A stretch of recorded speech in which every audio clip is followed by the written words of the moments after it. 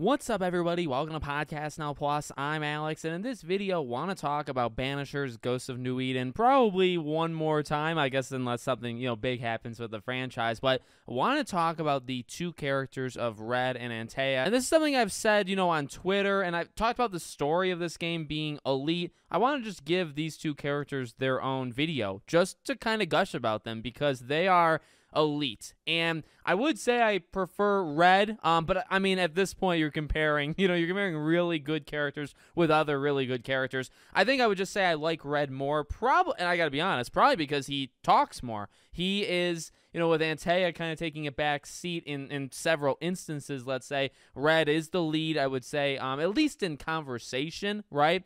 There are more character kind of dialogues, whether it's side stuff or even sometimes main stuff, where Antea kind of takes the lead, but, generally, I'd say most of the time it's Red. But I'm not here to, pit the two against each other.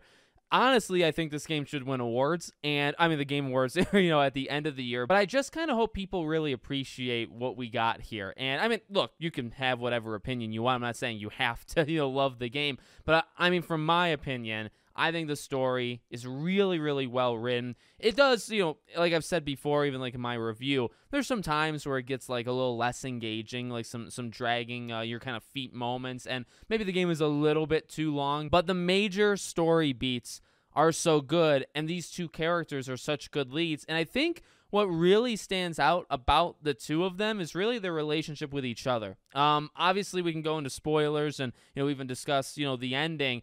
I think, it's in part the characters themselves, and it's in part the story, right? Because you have this almost ticking clock, the entire game, where it's okay, you've made a decision. In fact, you make the decision of what to do rather early. Now, you can change it, right? Because you have to, reaffirm that decision, and the choices that you make throughout the game, whether to, blame basically the living, or whether you ascend or banish, it still leads to the same outcome, right? So every time you're doing a side mission, every time you're doing a main mission, you are actively leading into the end, with Antea. Now, I guess it doesn't technically have to be the end. For me, I chose to ascend her. I think that's the right decision. I think that's what the game wants you to pick and what the characters would want to do.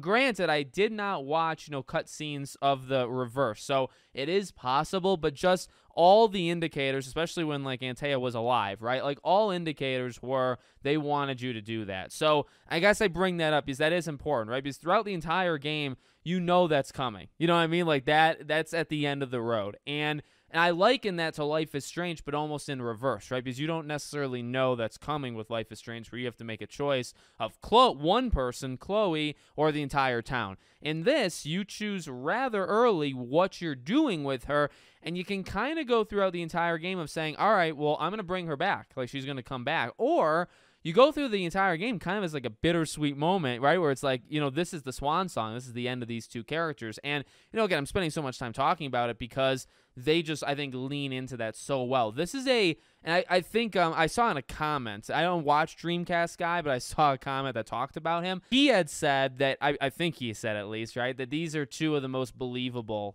most in love partners that you've seen in a game. And I would actually agree with that. I think, one of my favorite game franchises is Uncharted. So, Nate and Elena, I think, are a really, really good couple. A Yennefer and Geralt. But, they're not all lovey-dovey. They kind of go through ups and downs.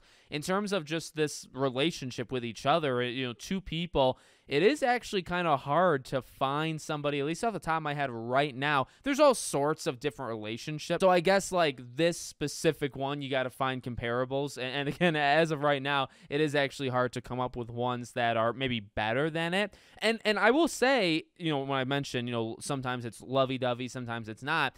People go through ups and downs, and what I appreciate a lot about this game is there's a lot of struggle, with these two characters. And some of it they actually choose to kind of hit you with right at the end. And I didn't know if they were going to do that, right?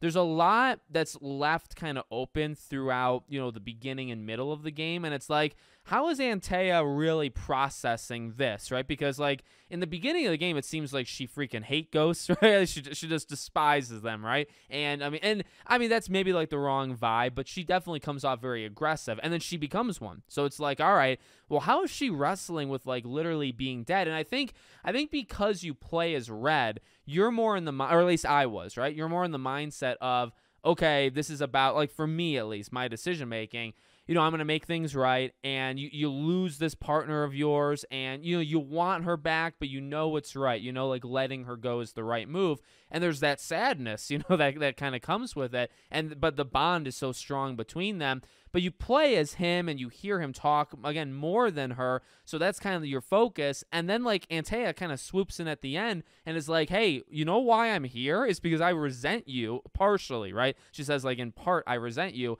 for what you did. It's his fault she dies in the first place. Now, it was a trick. He was tricked, right, by the nightmare. But ultimately, yeah, I mean, if he didn't do what he did, she maybe wouldn't have died. Maybe she would have, but maybe she wouldn't have, right? So I actually thought that was really deep because that the ending was going to be like just a punch to the face, right? Like their goodbye.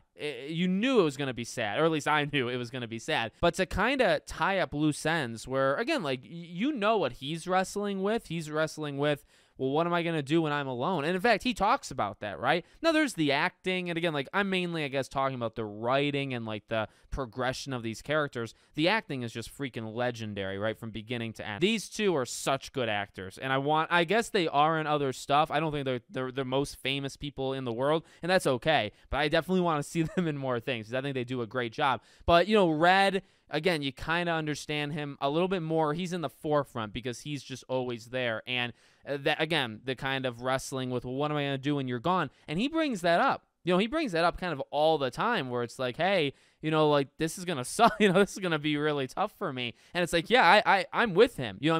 I don't even think it's selfishness. And I think in terms of the writing, I think that's what they do so well is they kind of just balance everything, right? Where you get where both of them are coming from. I completely understand, Antea. I could see why she thinks that. Is she right or wrong? It doesn't really matter. Honestly, it doesn't matter. In her situation, it's how she, perceives things. And I get that. But beyond everything, like they're just such a good couple. Like they have emotional moments. They joke with each other. They're very like husband and wife. And we really don't see that, honestly. And I'm not saying we need it in like every other game. Okay, honestly, I'm not. But it was refreshing, I guess, to see these two characters. Again, the quality of them, the acting, the writing, just everything was so good. And I just feel, with that, like you have that. And then on top of it, you just have like these really cool emotions and just this really cool story. And you don't always get everything, right? Like sometimes there's a game where the story's great, but the characters aren't so strong, or vice versa. The characters are strong, the story's not.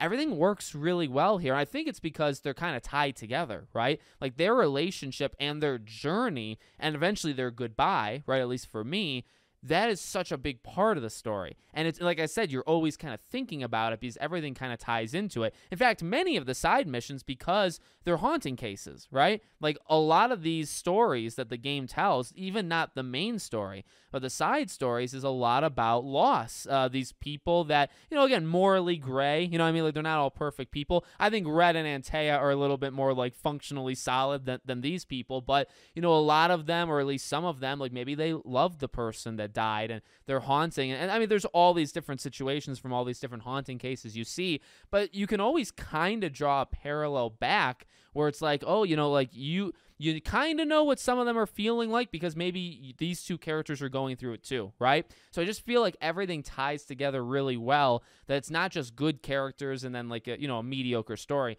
Everything is actually really, really good. But the characters, I just feel like we don't really get characters this strong. And, I said when I did the review, and I would actually, I don't know, like I think I'd push it up higher. Like I haven't beaten Infinite Wealth, and that is a game I'm still going to go back to. In fact, I'm going to probably play in the next couple of days.